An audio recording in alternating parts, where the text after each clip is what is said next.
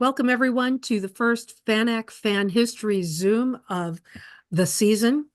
And today we're fortunate enough to have with us the Plokta Cabal, Alison Scott, Steve Davies, Mike Scott, and Sue Mason, and Sue's cat. And so today they're going to tell us about the secret origins of the Plokta Cabal and the fanzine that became legendary at kind of the juncture of paper fanzines and electronic fanzines, went on to win multiple Hugo awards, and that's multiple. And and this crew has done far much more than that and had a lot of impact on fandom.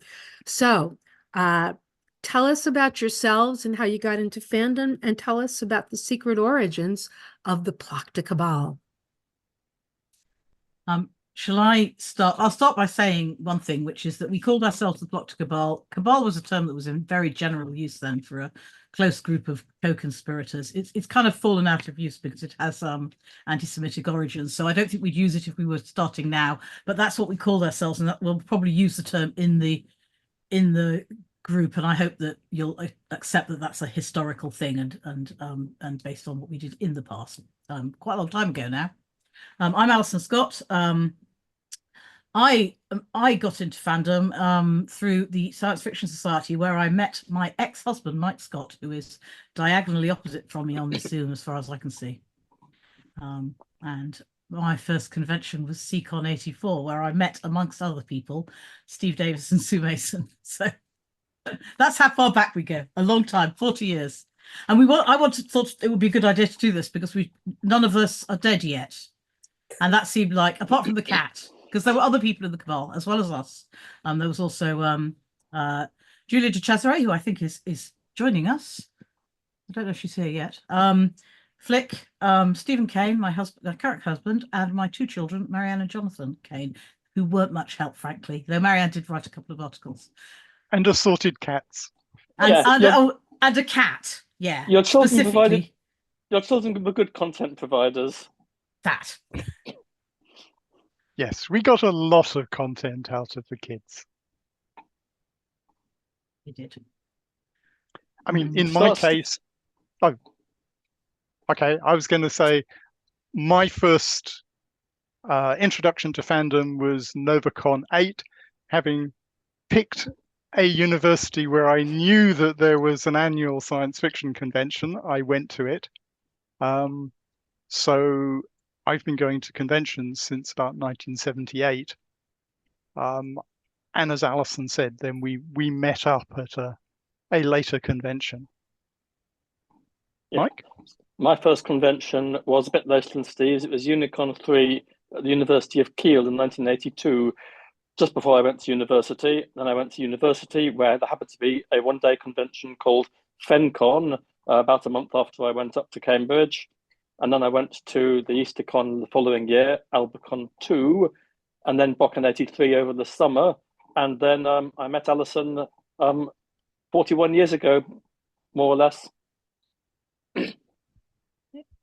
I started with comics because I've never stopped reading comics because I'm an artist, and went to a couple of one-day comic cons in Manchester, and then went to MythCon in 82. Which I met a lot of people who are still friends now. Mike the Bastard, Eric, not this Mike, another bastard, and various others, including Geetha North, who is the reason that we are here. Because it all comes down to Geetha. Yes. On my list of people to blame, the first person I wanted to blame was Caroline. Caroline Mullen, who doesn't appear to be in this. I mean, there's really three core people. There's Caroline Mullen, Geetha North, and Pat McMurray. And they are collectively responsible. I think also Roger Robinson. Yeah. But Caroline first, because she kind of sidled up to me at Beck on 85? Beck on 85, and said that they were looking for a student. They wanted to run a Unicon in Guildford, which was Unicon 7 concept, and Steve was on the committee, and Yep. they needed a student because Unicons traditionally were student conventions, and they were feeling embarrassed about the fact they did not have an undergraduate. And I graduated before the convention, but I was a genuine student. I was completely useless at con running, but you know, it's a long time ago. And then after that, I thought, oh, it would be good to do an Easter con, because that's what you do, right? And in fact, a few of us thought it would be good to do an Easter con, and a few of us at Cambridge fans. And we did do an Easter con, and that was really Geetha's fault, because Geetha was not part of the group who thought they should do an Easter con. But Geetha also thought she should run an Easter con, which she wanted to run a 200-person fantasy convention in Brighton, which never happened. But that wasn't with us. I mean, we came It was out with of... Mike, and it wasn't Oh, with that's Sue, true. because Sue said no sharply on multiple occasions. So she did do quite a bit of art. She But did. before we were Plokta, we were the foreplay committee. And that was Geetha's fault. was Geetha. Yeah. So one of the things that's the secret history of the Plokta Cabal is that what fanzine fans might not realise is that we were all filkers. I don't think Mike was. I was an audience. I wasn't a performer. But you attended Filcons. I did. Well, I ran a Filcon, as we're about to discover. Yes, that's right. And there'd been, I think, 2 Filcons, or they were coming up to the 3rd Filcon. Well, yeah, this goes back to Follycon, the 1988 Eastercon that Alison and I were on the committee of, and Sue was an artist for. Follycon had very successful filking, and at the end of Follycon, Geetha said, right, we're going to have an annual Filk convention and you're running it, and pointed at some people who did go and run the first Filkon, Con Tarbelay, in 1989. Mm-hmm. And by the time the 4th one came around, the group of people that Geetha pointed at was the 4 of us. Yeah, that was pretty much modus operandi, wasn't it? So that was the first convention we ran to get. That was the first thing that the 4 of us did. Yeah. And that was in the Britannia Hotel in Wolverhampton. Yeah, about which I remember almost nothing. And amazingly, we all came out of it not just still talking to each other, but actively enthused about working together in future. Well, we'd enjoyed the committee meetings so much, we carried on meeting up every couple of months after the convention was over. Even though there wasn't a committee. Yeah. Yes. We wanted an That's right. carry on meeting. We used to bomb down the motorway. So Steve and Sue and I would get in the car and go to stay with Steve and then Julia. You mean Mike and Sue and I, Alison? Did I say Mike? Did I say Steve? Oh, yeah. We also have a swear box, famously. For when I say Steve, when I mean Stephen, when I mean Mike, or Mike when I mean Stephen. Yes. At this point, for listeners at home, Alison and I were married and living in Chester. And we used to have, Sue was. Were you in Altrincham, darling? Yeah, I think you. we had to leave 2:00 every Sunday afternoon because I had to be home to play Shadowrun in the evening with the aforementioned Mike the Bastard and the rest of my friends in Manchester. Yeah, most of the meetings happened at Steve and Julia's house in Reading, which was a lot smaller then. It was. And stuff. And cats. Just one big on the one. question on the subject of cats, they were the source of a lot of the what we eventually termed the bollocks columns in Plokta, because it was very easy to write something brief and amusing about cats who themselves had no bollocks, but they engendered bollocks in others, put it that way. I think where we at West Point, Caroline Mullen, while we're blaming Caroline Mullen for things, she also introduced Steve and me to each other. On the tenuous connection that we both liked James Branch Cabal at the time. So that's how we ended up together. And when I actually moved here from Tassie to live with Steve, the formation of the foreplay committee came within months, within a very, very brief period of that. And I think it was at Kathy Westhead's place. We'd all gone to Kathy Westhead. That's plausible. Yeah. We used to go there for games weekends. Sorry? We used to go to Kathy and Mike Westhead's for games weekends. Yeah. And that was when Steve said, how would you like to be on a con committee with these guys? What guys? And I think that's when I was introduced to you all, because I'd only just moved here then. So yeah. Yeah. So I think this takes us up to about 1993. Foreplay has just happened and is over, and we're still meeting up on weekends every couple of months. We're still talking to each other. Mm. And we were mean- still talking to each other. And And so we, If And we at some backtrack point- a little bit, though, certainly Julia and I had been involved when Caroline was running the convention newsletter for Conviction in The Hague. 1990. Yeah. Yes. Mm. So that was before they ran the actual newsletter. They ran a monthly newszine called Intermediate Reptiles. Intermediate Reptile, which is Intermediate Reptile, which was a spoof of the title designed Small to- Mammal. which was taken off Martin Easterbrook's fanzine Small Mammal was where the idea came from. And what they were trying to do, I believe, Steve probably remembers this, was test the systems they were planning to use to run the Worldcon newsletter. And I mean, that was 1990, and the previous UK Worldcon had a newsletter that was stapled.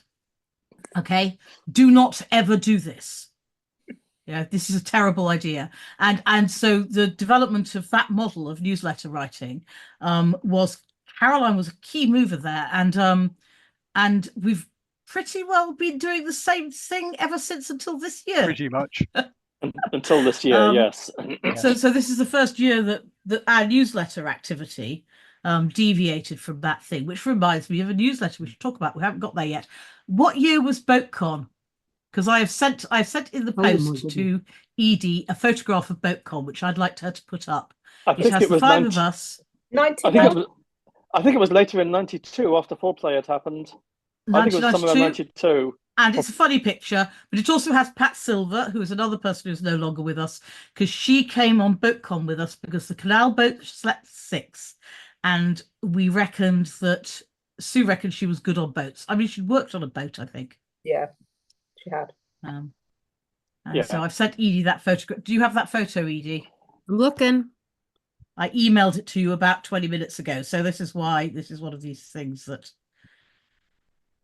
But it is a photograph of us from about then, and so we went on holiday together. So we were kind of getting on quite well at this point, and that was a holiday that was we had fabulously good weather, and it was generally brilliant all week. There we go. Well, apart from the 2 days where it poured with rain and we got stuck in Worcester because all of the locks were closed because the that's river right. was flooding. Yeah. So here you were. You'll see that at this point, Julia looked like an Italian movie star. And Mike looks very young, and Steve looks very young, actually. Yes. And Sue and I look Pretty much I'm so. in fact- watched. I'm 28 in that picture. Oh, good God. That means I'm 28 as well. And this is we're all wearing matching t-shirts, and nowadays, of course, we think that matching t-shirts are something that you just go and buy for things like this. But Sue has hand painted all of these t-shirts. I still have it. I still have it somewhere. Yeah, I think I still have mine, but it doesn't fit anymore. Yeah, ditto. Yeah.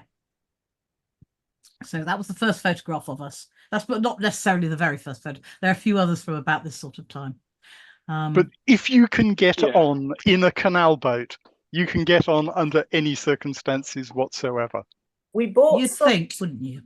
rather than go to the pub one night, went to an off license and bought some beer and took it back to the canal boat. And one of the beers we had not had before, and it contained, gosh, what was the Borage. It was Borage borage. beer. This was when we were grumpy. This was when it was raining and we were stuck on a tiny canal boat because we were poor. This was like the cheapest canal boat you could buy. Yeah. So this was the world's cheapest holiday. Guaranteed to induce good humour. And we drunk the Here other bit was. to that one, and we opened it, and the cork hit the ceiling of the canal boat, and the beer all foamed after it. Went everywhere. And went everywhere. Went Had everywhere. Bits of laughter, and did indeed induce good humour. Yeah. But not necessarily in the way it was supposed to. Yes. Thank you, Grayson. You weigh a lot. So then what happened? So you ran the... I mean, we went worked to the on Worldcon various... in 1990. Yeah. And Yes. We So, worked on a so that lot was of a big success. newsletters. Yeah. Alison and I went to the Worldcon in San Francisco in 1993. I don't think I But worked didn't on the work on newsletter it. of that. I don't think we No. worked at all. But No, I ran you, the. No. I worked on the information desk all weekend. Yeah. We did an worked- episode of Oxthorpe about that. you worked on the Oh. newsletter for Mexicon. You worked on in '93. You worked on the newsletter for Helicon in '93. I mean, Yes, we but- didn't run it, but you're in the credits because I checked. Ah, so Steve has Right. been checking. Yeah. I Um, remember working. I remember working on the Helicon newsletter. Yes. And I was And just artful. I remember the stink of ozone in that room all weekend because they were using an electrostenciler to make the stencils, and electrostencilers produce a lot of ozone. And then in then 95, there was the Scottish convention. I think the Scottish yeah, convention. no. We Hang on, ran Oh, an we did run the Eastercon. Easter con. something. Yeah. So Confabulation. sometime in 1993, we had this bright idea. We wanted an excuse to keep on getting together every couple of months. Let's run an Eastercon. Because And we wanted not to work on the Worldcon. that was a plot point. Yes. So it is always true that where there's a Worldcon in the UK, running the Eastercon is a get out of Worldcon free badge. Yeah, Obviously, you have to run an Eastercon, which is which in fact I've played again this year. well done. And we said, we will run the simplest Eastercon ever. We won't do a lot of the things that they normally do at Eastercon. We'll just do less stuff, and it'll be fine. We won't need all those things. I think that tagline was confabulation, the low hassle Eastercon. Yes, that's right. So whenever we were thinking, should we do something, we would go, well, is this going to be a lot of work? Well, we won't do it then. And we outsourced quite a lot of the work that we did do by getting people like Tim Illingworth to run our ops. And Mark Plummer ran the dealer's room. Yeah. Alistair Hepburn did the newsletter. Yeah. Off you go, lads. Just do it and it'll be fine. And we kind of pissed a lot of people off. I think a lot of people enjoyed it, though. But what? A lot of people still enjoyed it. But the people who came had a good time. It was relatively small for an Eastercon, about kind of 600, 650. About 700, between 700 and 750. At the time, Eastercon's usually getting about 900 to 1,000. For some reason, Alison wanted a moose as the logo. And we have a story. It wasn't a moose. It was not a moose. At one point, we were producing some publication, I forget what, a bid flyer or something, and we did a bit of clip art in a hurry. And the first reasonable looking bit of clip art in Steve's clip art collection was a picture of a caribou. And we used which we thought was a moose. Yeah. Well, we decided that moose were both funnier and easier to find pictures of. So we just switched to moose and never looked back. Yeah, so the thing about confabulation is it was a moose branded Eastercon. And I saw a meme yesterday where they say, the people have a list of things you should do by the time you're 30. The thing you should really do by the time you're 30 is to have a funny animal that is associated with you. So that if ever people are thinking, well, what can they buy you? They can just get something with the animal on it and it'll be good. Yeah. And I have a house full of moose. And you just got in under the wire because I think just in under the wire by about 2 months, about 2 months, 3 months before I was 30. So than it was because Muggins here had to draw the effing moose, and Muggins here had never drawn a moose before. Yes, we're quite good at it now. And we'd go, "Hey Sue, can you draw us a moose in a nun's habit skipping across the Austrian Tyrol with Edelweiss?" And I do, but I had to get pictures of moose, and I had to find photos of moose. And at one point at a meeting at Steve and Julia's house, somebody wanted a picture of the Jurassic Park logo done with a moose. So someone, I think it was Mike, had to run out to the local newsagent to get me a sticker book with the Jurassic Park logo on it so that I could draw the moose. Will you? Yeah. This was before the internet. Fun fact, Confabulation, the 95 Eastercon we ran, was the last Eastercon ever to not have a website. Yeah, it was pre-internet. If I wanted a moose, I had to find a picture of a freaking moose. Yeah, for 1995, we'd have had to be very forward to have a website, and in 1996 it wasn't quite expected. surprised. And that's how Yeah. quickly things changed Yeah. in the UK between not having the web. I mean, we obviously had email, and Well- the convention was largely put together by email. I don't think Sue had email. I think we had this because I even did- later than that. 99, I don't think. So Yeah. anyway, The 95 next person, Worldcon. Worldcon, the 95 Worldcon. So Well, I ran. just for history's sake, just after that EasterCon is when Alison and I separated. Right. Oh yeah, we'd been staying together for the Sake of our convention, For yes. the sake of the EasterCon. convention. Yeah. And then I ran the newsletter at Intersection with Mike, which was something of a baptism of fire because that was the convention at which John Brunner died. It was very good, though. I mean, it was a great newsletter to work on. We had a lot of fun. Yeah, and we did a lot of issues, about 17 issues, I think. Something Was that like the that. Scum Yeah. Scum Scum newsletter? That was It the was. Scum newsletter. Where I don't think we do that now. I think we know now, actually, that one of the things about doing a lot of convention newsletters is that you get a lot better at understanding where you draw the line. And what jokes don't go in the newsletter. So there's three sorts of jokes, right? There's the ones that could go in the newsletter, there's the ones that could go in the spoof, and there's the ones that you can't even put in the spoof, but you can tell your friends in the bar, or put in your fanzine afterwards, or things like that. And it wasn't actually any of has our faults. It was our. Are we allowed? Can we say whose fault it was at this point? I think so. I mean, it's been a long time, right? You were under some deadline pressure, and Alex was very annoyed at not getting into a publisher's party. I think that was it. I mean, he was an author. He didn't get into the publisher's party, and it came across in the issue that he edited.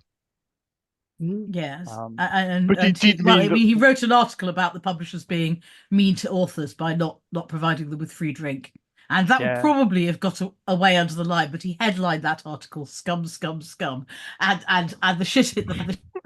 We had to apologise a great deal. We had to apologise twice. Yeah, the first one was insufficiently sincere. Well, we actually, I mean, I suppose theoretically, we apologised 3 times because Jan van Tent went and apologized in person to the publishers. Yes, that was a good move because you can't stay cross with Jan. Yeah, well, also I think he was doing his "I'm just an ignorant Dutchman, I don't speak much English" act as well. That's my understanding. Yeah. So that was the first time I think we've really upset people. Was that the first time that we had Jan working on the newsletter with us? Probably. Might have been, yeah. And yeah, so Jan's definitely one of the people who need, he's facilitated an awful lot of printing for us. Yeah. Busman's holiday for him. And then 96 happened. And here's the thing. So the other people I really want to give some credit here to are Wilf James, who's no longer with us, and Bridget Wilkinson, who is, because in about February 1996, we learned that they were going to be doing the newsletter for the 1996 EasterCon Evolution at Heathrow. And they were going to call it Primordial Slime. And we felt... Primordial Slime. Primordial Slime. Felt that they were going to be conventional and boring. We thought they wouldn't be very funny, and they were using Ventura Publisher, which even in 1996 was a stretch. I think the key point was that neither of them were staying in the convention hotel, and they weren't going to be doing any issues in the evening. So we said, oh, we've got a laser printer. We've got a couple of laptops. We can do a guerrilla newsletter. And Stephen and I went to India for a once-in-a-lifetime holiday to India. And while we were sitting in Heathrow for hours waiting for our plane, we happened across a branch of Dixon's or something, which had a digital camera in it for the low price of £425. And we were like, oh, this would be good because we could take it to India and do digital photographs, and then we could take it to the EasterCon and do digital photographs, and that would be amazing. One of the consequences of this is that I have a kind of period of 2 years of my life when all of my photos are 320 by 200 pixels with pretty terrible color balance. Yeah, it was the camera world's to the worst camera. EasterCon, and it meant that we could put photographs, we could put digital photos.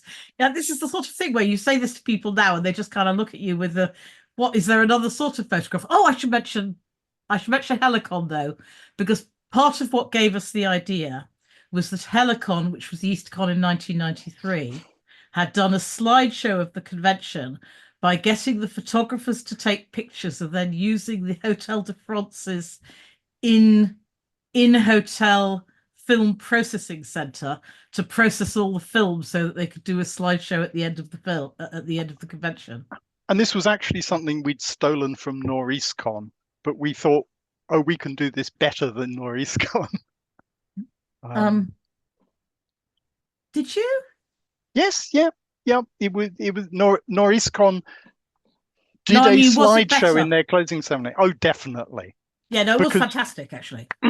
Because we had Martin Hoare wrote some software that allowed us to have, I can't remember, it was either 3 or 6 synchronized slide projectors that would cross-fade different pictures. It was actually very impressive technology for something that's now totally obsolete.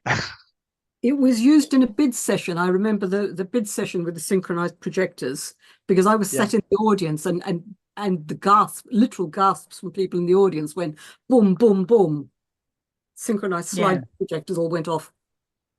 So yes, it was amazing. But anyway, so Alison bought the very first digital camera. Yeah, it wasn't no. Okay, so there was the Apple camera that was tethered before this, but this was like the first consumer level digital camera that anyone had had at a convention in the UK. Well, so there were also very expensive one-off cameras that were stuck behind telescopes before then. Yeah. So, but this was the Casio QV10. I mean, it was a piece of absolute crap, but I mean, it meant that we could put photographs in a fanzine, and of course, nobody else was doing anything. You know, we probably were the first convention newsletter to have digital photographs in it. And we did 6 issues of Wrath of Goo out of a hotel room, and they are. You read them now and you think, God, why did we think we could print that? Yeah. Well, we were a guerrilla newsletter. We didn't have to obey the rules that the convention newsletter did. Yeah. So there's a quote from Ansible about uninhibited fun at EasterCons may be coming to an end owing to this sinister big sister technology. I mean, it's taken a while, but I kind of think that has happened to some extent. That convention people are much more careful about what they say on convention panels, what they say. Probably not what they say in the bar, but at conventions in general. Also, we're all a lot older. We can't have as much fun now. I'm glad I had most of my fun before the internet happened. Yeah. I mean, we did get on quite well with Primordial Slime. It was all right in the end. Yeah. We even did a joint spoof in the end. Yeah. Yeah, I think we did it. We did a spoof, but I think we had to put some extra jokes in their bit. Yes. That's my recollection, anyway. Yeah, I feel like we did the funny bits of their spoof as well as the our spoof, and so that was. And the other people I want to blame are John Dorman, Michael Abbott, and Pam Wells, because they did a fanzine that led into a convention. So Attitude the fanzine, and the fanzine formed the progress reports for the convention and the lead up to the convention, and discuss some of the topics that they'd be discussing at the convention. And they had the convention that led out of the fanzine Attitude. And Pat McMurray, who is the actual person who needs blaming here, looked at that and went, well, what we need to do is to do a fanzine and then run an EasterCon on the back of that fanzine. And so we had a meeting, and who was at it? I wasn't. Not Mike and not Sue, but Steve and me. And Pat. And Bridget. And Bridget Bradshaw? Yes, who he was married to. And Julia, I guess. and Stephen Yep, probably. Don't remember. And this was still pre-kids. And And- it kind of, so one of the things about starting projects is that not all projects happen, right? So sometimes you have this starter thing for a project and you kind of have the initial scoping chat and it just all falls apart. And this was one of those times because Steve and I had the notion that we do a fanzine and then maybe we would run an EasterCon if the fanzine was successful. And Pat wanted to talk about editorial. He wanted to talk about number of staples. He wanted to talk about, how you do it and where we're going with this. Well, critically, he wanted to talk about it as a marketing vehicle for an EasterCon. Yeah. Yeah. Whereas Steve and I wanted to do a fanzine. We wanted to write. Yeah. Well, write and make jokes. Yeah. And later, I think not in the first one, but certainly art was always a big part of what we had in mind. And basically, at some point, we kind of went, well, I'm not sure let's go away and think about it. And then Steve and I did a fanzine, and that was Plokta 1.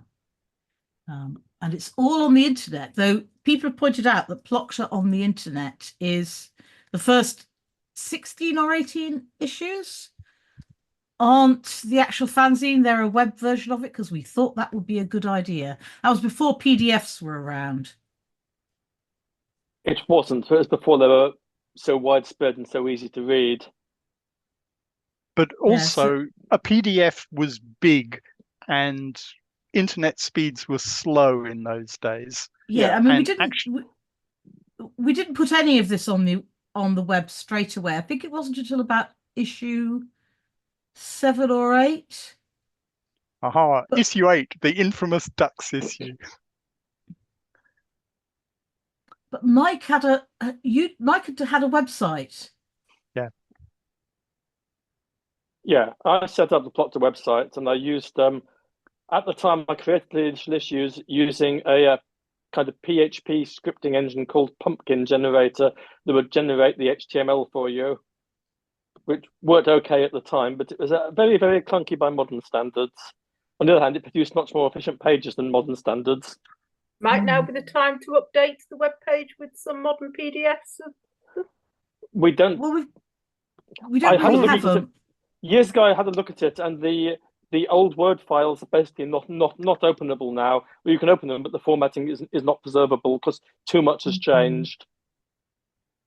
We could scan the originals. We've got paper. Yeah, we could probably scan them. Probably be easier to scan the originals. And this is my job on the Plokta Cabal, to go, aren't you making this a bit difficult? Why don't we just do it the low-tech way?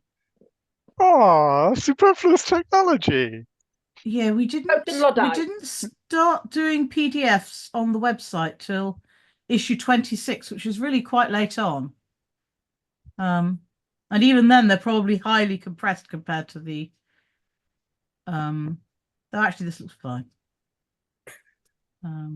So we did a lot of issues of Plokta, and we did them pretty well all in the same way, which is that we'd work out when we could get together for a weekend, and then we would all write bits, and people would write letters to us, and some people would send us articles, and some people would send us art, and then we shove it all in a fanzine, and then often it took a little bit longer to tidy up. We sometimes had it more or less done by the end of the weekend, but sometimes we had finished it afterwards. There was usually a phase called "Suddenly a Miracle Occurs," where it went from being a random collection of hodgepodge into a fanzine. That was usually after I'd emailed Alison 15 times going, Alison, have you done it yet? So there was an issue with the covers, because some of the covers took me a very long time. I have learnt from Plokta, so I do cover art for my podcast now, and I have a rule that I am allowed to spend no more than X amount of time on it, and I do sometimes spend more. But there are some of the Plokta covers took weeks. But your whole Photoshop whatever skill came out of doing Plokta covers, did it not? Not just the covers. So issue 3, I think issue 3 is when I started doing fan art, because the back of issue 3, has a picture on it, New Plokta New Danger, which is recreated more or less completely in and that was, I think, the first piece of Photoshop I ever did. Heroic restraint. I will put a link. Snarky comments to you in the chat, just in case I accidentally don't send them just to you. Yes, we're supposed to be looking at the chat, but we might not actually be doing that.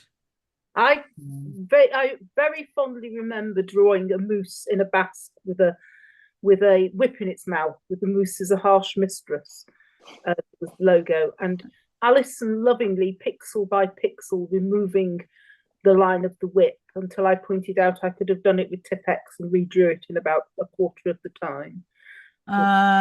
Yes. Story of our plot to life. Yeah, no, though we still do that a bit. Well, you So know, Sue- it was subtitled the Journal of Superfluous Technology. We had to use some superfluous technology from time to time for our brand image.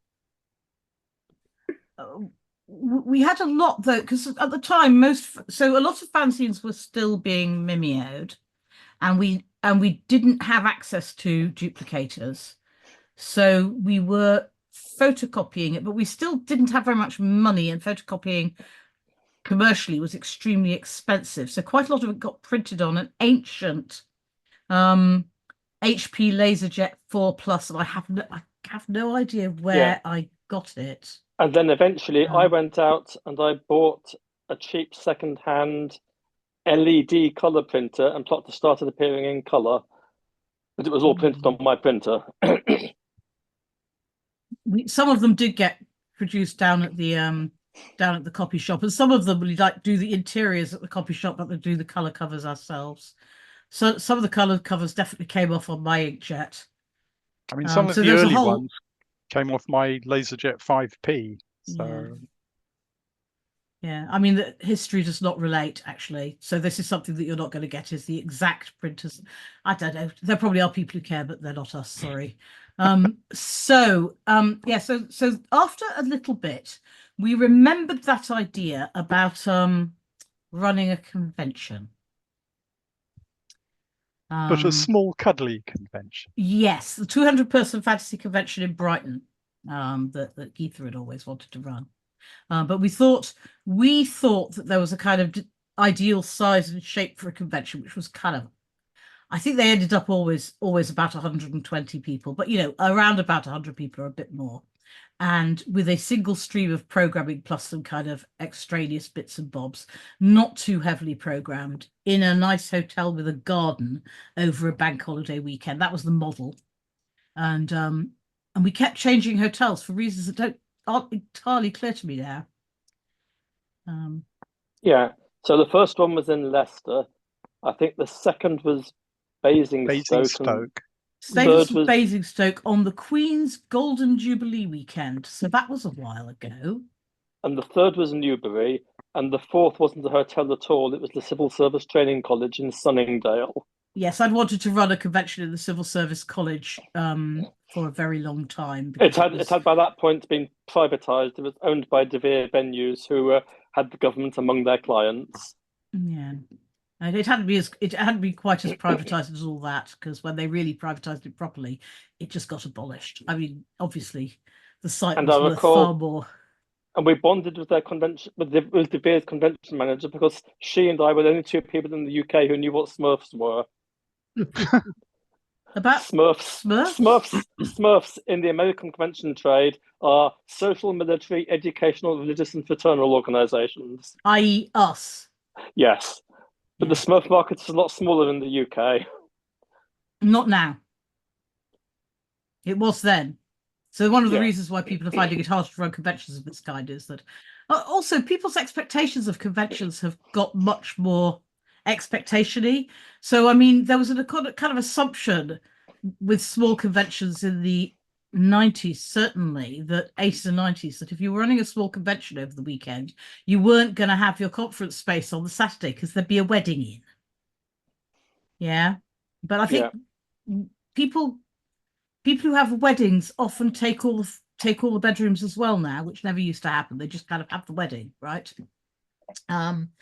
And so they take the convention for the whole weekend. So all the nice hotels on all the summer weekends have a wedding in, and precludes your having a convention in that space, unless you book good and early.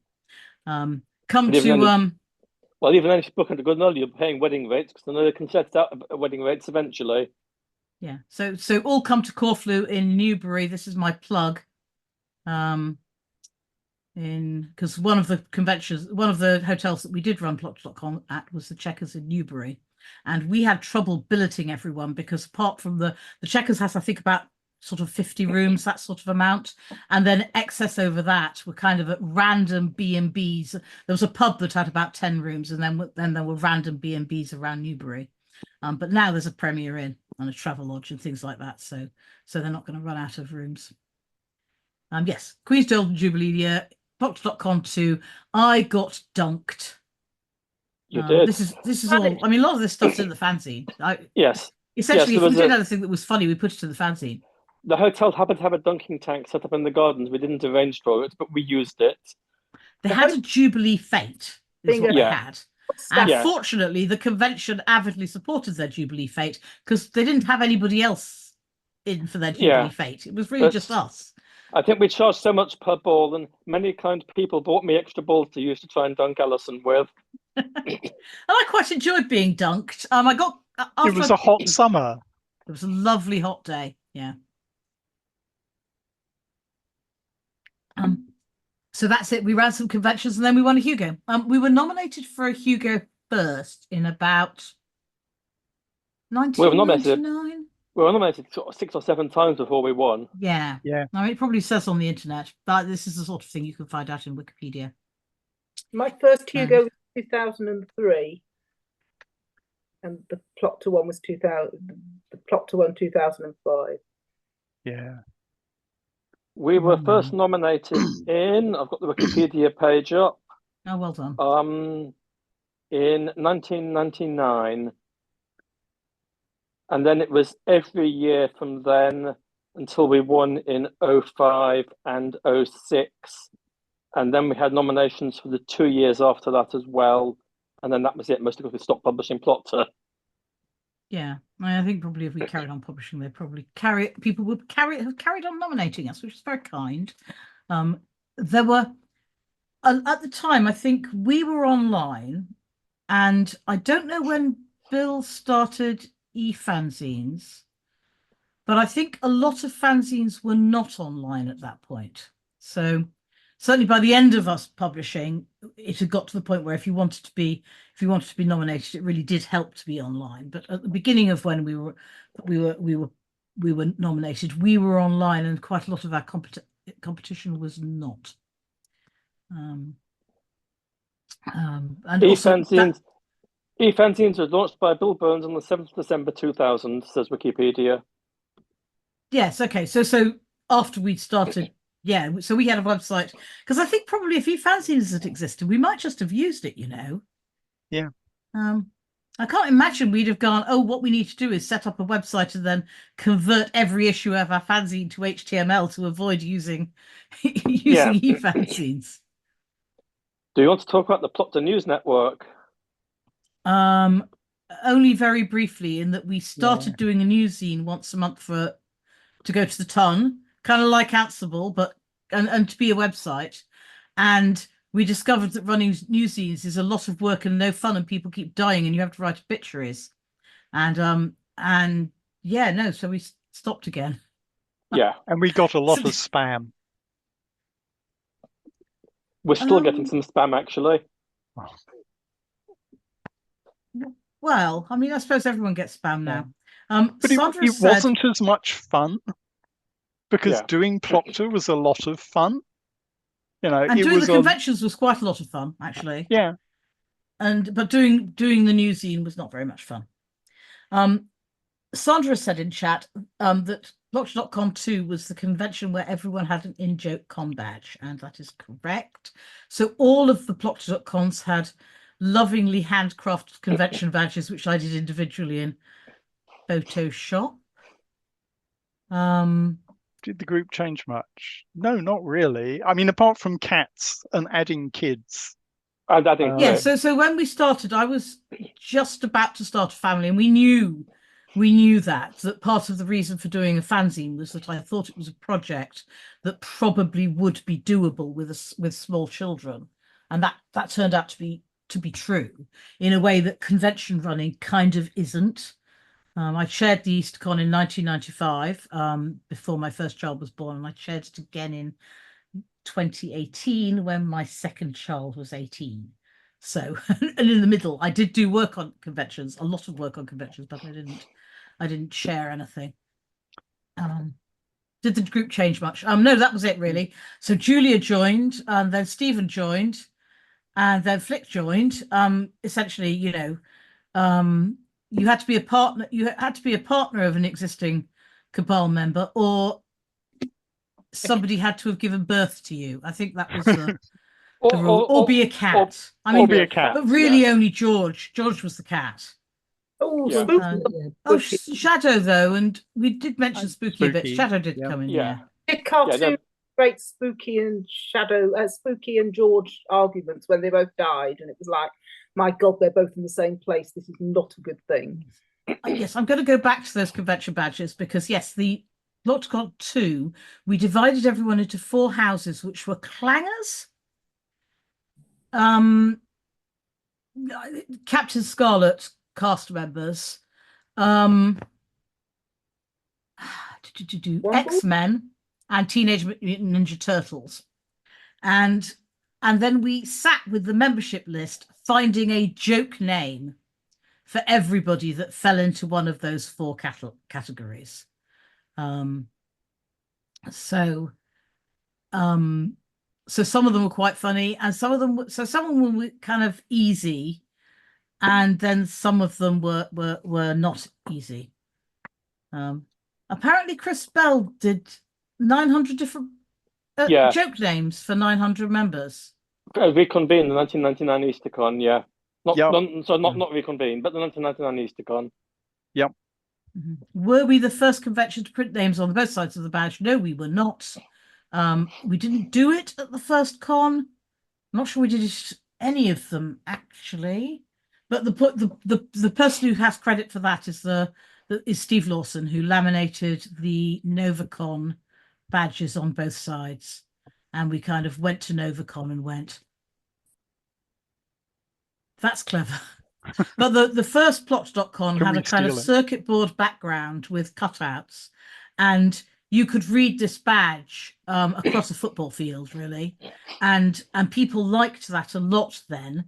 Nowadays, I think quite a lot of people who go to the EasterCon actually don't like their badge to be too discoverable at a distance, because they can obviously find the people they want to find by messaging them on Facebook or Discord or Snapchat or you mean people whatever don't they're use using boards anymore? You mean people don't use the voodoo board anymore? I tried to kill it for 2014 and was prevented from doing so. That's another term we don't use anymore. Sue did us an absolutely beautiful picture for the voodoo board, for the header of the voodoo board, with kind of significant numbers of dead chickens on it. And a rubber chicken. Yes. And I tried to kill the voodoo board in 2014 because I thought it was totally pointless then, and I was not allowed to do so, and it got used anyway, mostly for spam, and the sorts of messages that you really wouldn't want to get as well. Quite a lot of, oh, I saw you in your costume as X and you looked amazing and can I have your phone number type messages.